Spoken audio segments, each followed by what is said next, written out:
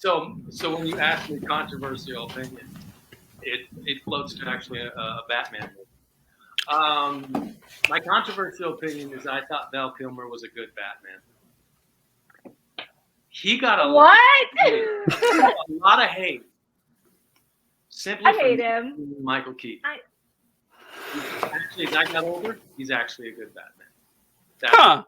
What's your what articles of defense do you have for Val Kilmer in Batman Forever? What did you like about him? He nails both the Bruce Wayne end of it and the Batman end of it. Just his screen presence is incredible. And so when he gets to the point where he has to choose between Bruce or Batman, I believe it. And despite the fact that movie is a train, he is not the reason that movie is messed up. He's excellent. All right. Well, I just want to go on record saying Michael Keaton is my Batman. If we're talking about Batmans, I'm glad you put that up. Wait, what messed the movie up then? What messed it up for you? Please don't say the Riddler. No, that was the thing. I love Jim Carrey in it. It's I think it's just the story itself. There's a lot of talented people involved, but I don't think that the story actually works for the movie. It's not as coherent, I think, as it should be. It feels very uneven. And I think even the director didn't even get his cut that he wanted produced. So yeah, I think there's probably some scenes that are missing that I think would probably fill in the gaps that are needed for that movie that I think would make it better. So before we have you on again, we'll all watch it and restudy it and have feedback for you. I feel like a live commentary as it. Yeah. I'll have no need to go back and watch Batman Forever. I have. Excuse me. Sorry, sir. So listen, Batman Forever. Would you rather read a book? No. No. So I have pretty much. So I don't know if I would. Like for me, Val Kilmer as both Batman and Bruce Wayne, I just find kind of forgettable. It's not like I wouldn't say bad. It's just that kind of like cheesy. I thought, but you can not. Well, yeah. I never like Batman. Honestly, I don't hate Batman Forever. I kind of like it in a lot of ways. Honestly, it's like I don't think it's Casablanca or anything, but it's. I mean, I didn't like the slower regression back to like 60s Batman where and then they kind of went all the way in with Batman and Robin. It was kind of a weird point. And I didn't care so much about the bat nipples. Everyone made a big deal out of that. I was like, who cares? It's just like Joel Schumacher's thing.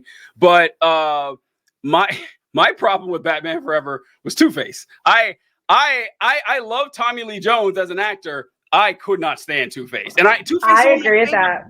He's one of my favorite Batman villains. And I remember as a kid watching this, and I was like, this is this weird ass goofy Two-Face thing going on here. I don't like it at all. So yeah, I think Val Kilmer is okay. I mean, I would probably rank him at the bottom of the Batman. But I don't know, maybe better than George Clooney. That is a good controversial opinion because I'm going to be thinking about that. I'm going to be thinking about this for a while. Yeah, George Clooney, I never really bought. I don't know. They Batman. Yeah, and Batman Forever. Batman Forever, I can't hate. Just from a rose. Clooney's a good Bruce Wayne. I believe. Yeah. Bruce Wayne. Yeah. And why I like Val. Oh God, he was a good Bruce Wayne. He's a good Bruce Wayne. Now, for Val Kilmer, why I say he's a good Batman is because Batman should be weird. That's also why Michael Keaton. Yes, he should. True. A real life Batman should be weird. Should be. Yeah. And I agree with that. You gotta. That's really that way. From the other movie is he should be weird. He should be. Yeah. And Robert Pattinson's Batman and Bruce Wayne was very weird. I thought they did that too. That was a good job. I didn't even like Robert Pattinson, but I was really blown away. I thought he had one of the closest to the original concept and comic Batman renditions, and I was shocked by that. I was blown away by it. He was just weird enough that it was perfect. Yeah, That no, was really good. it made total sense that he should be weird. He should be off-putting. But can we talk about Alicia Silverstone as Batgirl? Thank you. Yeah, really want to get let's talk serious. about this. Yeah, what do we Because- got to say about Alicia Silverstone as Batgirl? What do we got? That's it. That was the statement. Perfect. And That Uma. was it. Uma Thurman. Oh my goodness. I liked Uma Thurman's Poison Ivy. I did like her. I didn't. Her whole There- entrance into presenting herself as Poison Ivy at that Halloween ball, I was like, Yeah. Those are my favorite Batman movies for sure.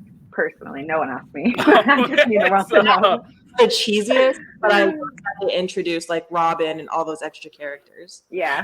It's the people don't like Batman Forever. I don't think Batman Forever is all that bad. I really don't.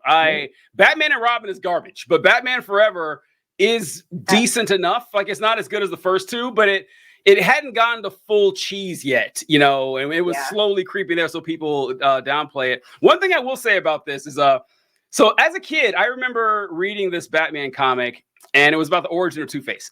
And Harvey Dent was prosecuting this criminal, and the criminal had snuck in like a glass of acid, a vial of acid, and he threw it on his face, and he became Two-Face, whatever. And it always bugged me that his face was perfectly symmetrical. I was like, he threw acid on his face. And that bugged me as like a 10-year-old. And then I saw Batman the Animated Series, which is the definitive version of Batman, if you ask me. Batman the Animated Series is the best. Maybe a close second would be like the Arkham games. Like they're amazing.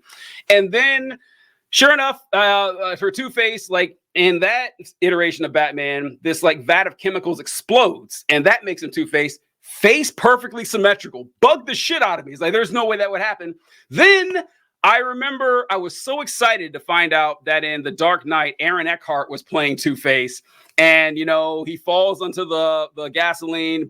Once again, I was like, if there's ever someone can get this right, it's going to be Dark Knight. They did the perfectly symmetrical thing, too. It was like slightly off on his nose.